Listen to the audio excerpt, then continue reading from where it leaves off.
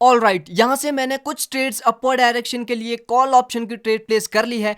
इसके पीछे का रीजन क्या है बिल्कुल ही डीपली एक्सप्लेन करने वाला हूँ।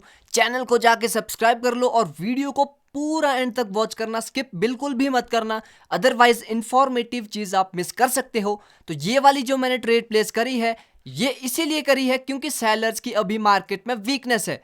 सेलर्स ऑलरेडी 2 टाइम्स अपनी ही प्रीवियस वीक को ब्रेकआउट करने में फेल हो चुके हैं। आफ्टर दैट बायर्स की स्ट्रांगनेस इंडिकेट यही करती है कि अभी बायर्स को ऊपर कंटिन्यू करना है, और दैट इज द रीजन कि मैंने यहां से बायर्स की ट्रेड प्लेस करी थी और ये ट्रेड मेरी विन भी हो चुकी है।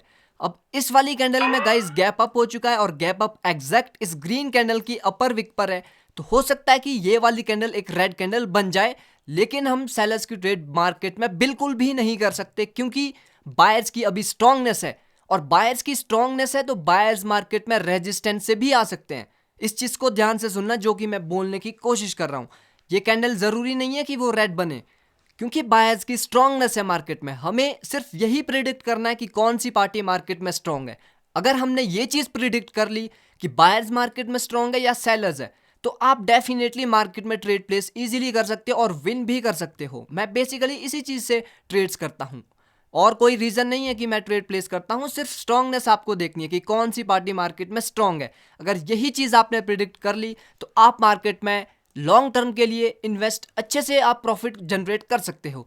तो देखिए जैसे कि यहाँ पर सेलर्स की अभी स्ट्रांगनेस हमें देखने को मिल चुकी है, और यहाँ पर अब देखिए मोमेंटम के बाद दो बायर्स की कैंडल आई थी। आफ्टर दैट सेलर्स ने हमें कंटिन्यूएशन दिया है, लेकिन ये वाली कैंडल गाइस एक सपोर्ट लेवल पर क्लोज हुई है। तो बायर्स तो डेफिनेटली मार्केट में आ सकते हैं क्योंकि इस पॉइंट से बायर्स मार्केट में आए भी है, और ये रेड कैंडल एग्जैक्ट एक बायर्स के जोन में क्लोज हुई है। तो बायर्स के जोन से हमें बायर्स मिलेंगे ना कि सेलर्स। तो ये वाली कैंडल को स्किप करते हैं। इसकी नेक्स्ट कैंडल पे हम फिर बायर्स की ट्रेड प्लेस कर सकते हैं क्योंकि मार्केट में नीचे से सेंटीमेंट क्या बन रहा है। यहां से मार्केट ऊपर जा रही है मॉर्निंग स्टार पैटर्न बना के। आफ्टर दैट बायर्स अपने जोन से आ रहे हैं, तो मार्केट को बायर्स फुल कोशिश कर रहे हैं कि मार्केट को वो ऊपर ले जा पाए। यानी ट्रेंड अभी तक हमारे पास क्या है, डाउनवर्ड डायरेक्शन का। तो मार्केट में बायर्स चाहेंगे कि वो अपना ट्रेंड को जनरेट करे और ट्रेंड ऊपर की ओर शिफ्ट कर ले। और प्रेजेंट वाली कैंडल ने एक इवनिंग स्टार के की लेवल का तो ब्रेकआउट नहीं किया, लेकिन उसके नीचे क्लोजिंग कर दी है। बस नीचे से एंट्री मिल जाए तो मैं ओके। सो मुझे काफी अच्छा सेफ्टी मार्जिन यहां पर मिल चुका है। मैंने इंगल्फिंग के की लेवल के नीचे से ट्रेड प्लेस कर ली है। अगर और नीचे जाती है मैं और भी ट्रेड प्लेस करने वाला हूं। तो ये मैंने एक अच्छे एंट्री पॉइंट के साथ ट्रेड प्लेस कर लिया। अब यहां पर देखिए दो चीजें थी मेरे पास, या तो मैं यहां से एंट्री देखता या फिर मैं यहां से इंगल्फिंग के की लेवल के नीचे से ट्रेड लेता। तो मैंने यहां पर सेफ्टी मार्जिन को काफी बेटर समझा, इसीलिए मैंने यहां से ट्रेड प्लेस कर ली है। और ये वाली कैंडल को गाइज अब ग्रीन कैंडल ही बनना है। अब नो मैटर कि ये ग्रीन बनती है या रेड बनती है, बस इस इंगल्फिंग के की लेवल के ये ऊपर क्लोज करनी चाहिए, ऐसी मेरी प्रिडिक्शन है। 14 सेकंड बाकी है, लेट्स सी कि वो कैंडल एक्चुअली में क्लोज कहां पर करती है। 10 9 8 सेकंड बाकी है। कैंडल को गाइज एक ग्रीन बनना चाहिए। लेट्स सी, ग्रीन नहीं बनती तो मेरे एंट्री पॉइंट के जस्ट ये ऊपर क्लोज कर दे, बस मुझे यही चाहिए। और देखिए मेरे एंट्री पॉइंट के ये ऊपर क्लोज कर गई। अगर मैं इसमें एंट्री देखता तो वो कैंडल ही ग्रीन बननी थी। तो ऐसे आपको माइंड को शार्प रखना है जब भी आप ट्रेड प्लेस कर रहे हो, क्योंकि गाइज ये कोई स्टॉक मार्केट नहीं है, ये कोई फॉरेक्स मार्केट नहीं है जहां पर आपको आराम से बैठ के एनालाइज करना है मार्केट को। यहां पर एक एक मिनट की प्रिडिक्शन है, 1 मिनट की प्रिडिक्शन है। कैंडल 1 मिनट की होती है, लेकिन प्रिडिक्शन उससे भी फास्ट करनी होती है कुछ सेकंड्स में। तो आपको बिल्कुल ही फ्रीली माइंड रखना होता है। अब देखिए जैसे कि यहां पर गैप अप किया था इसने, वो गैप अप क्यों किया था, क्योंकि इंगल्फिंग के की लेवल को ब्रेकआउट करना चाहते थे सेलर्स, तभी वो गैप अप किया गया है। लेकिन बोलने के चक्कर में ये चीज मैं मिस कर गया, तो ये वाली ट्रेड को अब स्किप करते हैं। इसकी नेक्स्ट कैंडल पे हम डेफिनेटली ट्रेड प्लेस करना चाहेंगे। अभी देखिए बायर्स का जोन है वहां पर, जहां पर कि ये वाली कैंडल उसका ब्रेकआउट कर रही है, लेकिन बायर्स का जोन काफी स्ट्रांग है। और बायर्स का जोन काफी स्ट्रांग होने के बाद रिट्रेसमेंट की जरूरत डेफिनेटली होती है। ये चीज आपको कोई नहीं बताने वाला, जो चीज मैंने आपको यहां पर बताई है, क्या कि जो भी एक स्ट्रांग जोन होता है, जब भी उसका ब्रेकआउट होता है तो रिट्रेसमेंट मार्केट में आती ही आती है। विदाउट एनी रिट्रेसमेंट मार्केट नीचे ऊपर रैंडमली मूव नहीं कर सकती, क्योंकि फॉरेक्स में जो एक कॉन्सेप्ट है एसएमसी आपने सुना होगा, वहां पर क्या होता है कि जब भी मार्केट किसी जोन का ब्रेकआउट करती है तो वहां पर लिक्विडिटी लेने डेफिनेटली ऊपर आती है मार्केट, ताकि उन लोगों के स्टॉप लॉस लग जाए जो लोग अपनी मार्केट में पोजीशंस बनाते हैं। तो ये वाली कैंडल को एक ग्रीन कैंडल बनना चाहिए और ये श्योर शॉट ट्रेड है, इसीलिए मैंने बायर्स ऑप्शन की यहाँ पर कॉल ऑप्शन की ट्रेड प्लेस करी है।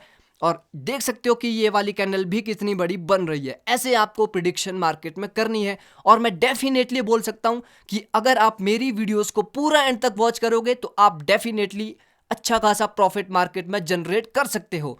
तो देखिए, जैसे कि ये वाली कैंडल तो इन्होंने घुमा दी नीचे की ओर और गैप डाउन के कारण लॉस भी करवा दी है, तो कोई बात नहीं, लॉसेस होते हैं मार्केट में और ओटीसी के चार्ट्स हैं तो लॉस हो सकते हैं। और ये ट्रेड मेरी लॉस एटलीस्ट हो ही गई लास्ट के कुछ सेकंड्स में, बट कोई बात नहीं, रिकवर करके जाएंगे जो लॉस हुआ है। और इसने गैप डाउन फिर से कर लिया है तो कैंडल ये भी रेड बन सकती है, इसको स्किप करना होगा। अब यहां पर समझने वाली बात यह है कि यहां पर बायर्स को आना चाहिए था इस वाली रेड कैंडल की जगह, फिर भी वहां पर सेलर्स मार्केट में आए हैं। तो अभी सेलर्स की तो हमें डोमिनेशन दिख रही है क्योंकि बायर्स रिट्रेसमेंट बनाने में फेल हो चुके हैं और सेलर्स ने हमें खुद ही नीचे की ओर कंटिन्यूएशन दिया है। तो हम यहां से नेक्स्ट कैंडल पर डेफिनेटली सेलर्स की ट्रेड प्लेस करना चाहेंगे, ना कि बायर्स की। ये जो बायर्स की कैंडल आ रही है वो तो जस्ट एक गैप डाउन करके बन रही है। बायर्स तो इतने वीक है मार्केट में कि वो अपनी कैंडल ओपनिंग से भी नहीं बना पा रहे। और मैं यहां से कुछ ट्रेड्स ओपन कर लूंगा सेलर्स की, क्योंकि ये वाली कैंडल को एक रेड कैंडल बनना है, वो श्योर शॉट ट्रेड रहने वाली है। क्योंकि एक्चुअली में यहां पर सेलर्स को मार्केट में कंटिन्यू करना चाहिए था, क्योंकि देखिए यहां पर देखिए सेलर्स ने जब बायर्स के जोन का ब्रेकआउट किया तो बायर्स तो मार्केट में आ ही सकते थे। बायर्स क्यों नहीं आए मार्केट में? जो मैंने बायर्स की ट्रेड प्लेस करी थी वहां पर बायर्स को आना चाहिए था। अगर वहां पर बायर्स हमें नहीं मिले हैं और फिर गैप डाउन करके अगर बायर्स अपनी कैंडल को बना रहे हैं तो वो क्या मतलब बनता है कि बायर्स में इतना दम नहीं है कि वो अपनी कैंडल को ओपनिंग से मार्केट में बना पाए। तो ऐसे आपको प्रिडिक्शन करनी है। आई होप कि समझ आ रहा होगा आपको। थोड़ा एडवांस चीजें मैं बताने की कोशिश कर रहा हूं क्योंकि ट्रेड एडवांस तरीके से ही करी जाती है। बेसिक चीजें मार्केट में बिल्कुल भी वर्क नहीं करने वाली। तो मैं जो भी बताता हूं वो एडवांस चीजें हैं। बार बार वीडियो को देखो तभी जाके समझ आएगी कि क्या मैं बोल रहा हूं, अदरवाइज तो आपके ऊपर से ही निकलने वाली है। तो ये ट्रेड मेरी विन हो चुकी है और प्रीवियस ट्रेड जो मेरी लॉस हुई थी वो सब कुछ इसमें रिकवर भी हो चुका है। और इस चार्ट से मैं अब निकल भी जाता हूं क्योंकि ये वाले चार्ट में गाइस एक श्योर ट्रेड मेरी लॉस इन्होंने करवा दी। तो हो सकता है कि आगे भी ये ट्रेड मेरी लॉस करवाते जाएं, इसीलिए चार्ट को चेंज करना ही बेटर है। इस वाले चार्ट को देखते हैं अब। USD INR, यहाँ पे मार्केट में डाउनवर्ड डायरेक्शन का ट्रेंड है। After that lower high level का ब्रेकआउट हुआ है और उसके बाद मार्केट अभी नीचे की ओर जा रही है। तो मतलब ट्रेंड तो हमारे पास एक अपवर्ड डायरेक्शन का है, लेकिन अभी जो नीचे की ओर एक कोरेक्टिव वेव चल रही है तो हम कोरेक्शन में भी ट्रेड्स मार्केट में प्लेस करने की कोशिश करेंगे। प्रेजेंट वाली कैंडल को देखते हैं कि ये क्या बनती है। एक्चुअली में अभी हुआ क्या है कि ये जो रेड कैंडल है, अभी हो सकता है ये एग्जॉशन कैंडल भी हो क्योंकि ये एक क्लोज्ड मारुबुजु कैंडल है और क्लोज्ड मारुबुजु कैंडल का मतलब एक एग्जॉशन हो सकता है, लेकिन कोई गारंटी नहीं है। बट यस, हम एज्यूम कर सकते हैं कि वो हो सकता है एग्जॉशन कैंडल है और after the exhaustion candle buyers market में आए हैं तो डेफिनेटली बायर्स ऊपर जा सकते हैं। लेट्स सी कि ये वाली कैंडल कहां पर क्लोज करेगी। इसके नेक्स्ट कैंडल पर मैं अपनी लास्ट ट्रेड करने वाला हूं और उसके बाद हम मार्केट को गुड बाय बोलेंगे क्योंकि अच्छा खासा प्रॉफिट हो चुका है। बस अब लास्ट ट्रेड मुझे करनी है, अच्छे तरीके से श्योर ट्रेड ही करनी है और मार्केट से निकल जाएंगे। OTC के चार्ट्स गाइस आपको 15 to 20 मिनट्स ज़्यादा से ज़्यादा इन पे ट्रेड्स करनी है, उसके ज़्यादा कुछ नहीं, क्योंकि OTC के चार्ट्स में आपको इजीली ट्रेड्स मिल जाती है और काफ़ी ज़्यादा चार्ट्स अवेलेबल होते हैं। तो ऐसी नौबत इसमें नहीं आनी चाहिए कि आप इसमें एक एक घंटे रहो, अदरवाइज आपको ऐसा ट्रैप करेंगे ये कि आप अपना जितना भी लॉस है, जितना भी प्रॉफिट है, वो सब कुछ लॉस कर दोगे। इसलिए ये बात को ध्यान में रखना कि OTC के चार्ट्स पे कभी भी ज़्यादा टाइम वेस्ट मत करना। अब यहाँ पर सेलर्स ने हमें नीचे की ओर दे दिया है कंटिन्यूएशन, तो ये वाली कैंडल को एक रेड कैंडल बनना है और मार्केट को अभी नीचे जाना है गाइस, क्योंकि ये एक कोरेक्टिव वेव है। कोरेक्टिव वेव में मार्केट का टारगेट क्या होता है? हायर लो लेवल तक जाने का।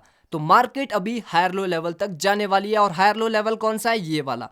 तो एटलीस्ट अभी इस पॉइंट तक मार्केट जाएगी और ऊपर से सेलर्स ने हमें कंटिन्यूएशन नीचे की ओर दिया है। और सेलर्स की स्ट्रांगनेस आप देख सकते हो कितनी स्ट्रांगनेस है सेलर्स की। तो सेलर्स को एटलीस्ट 1 कैंडल यहाँ से डाउनवर्ड डायरेक्शन की बनानी चाहिए, इसीलिए मैंने एक पुट ऑप्शन की ट्रेड प्लेस कर ली है और ये मेरी आज की लास्ट ट्रेड रहने वाली है। लेट्स सी कि इसका क्या रिजल्ट रहता है, ये लॉस होती है या विन होती है।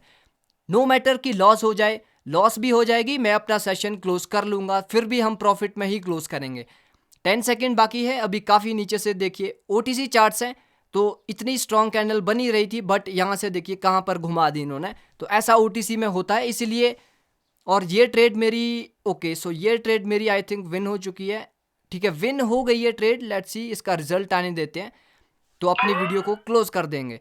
तो ये ट्रेड मेरी विन हो चुकी है, तीनों की तीनों ट्रेड्स विन हो चुकी है और मैं अपना सेशन भी क्लोज करता हूं।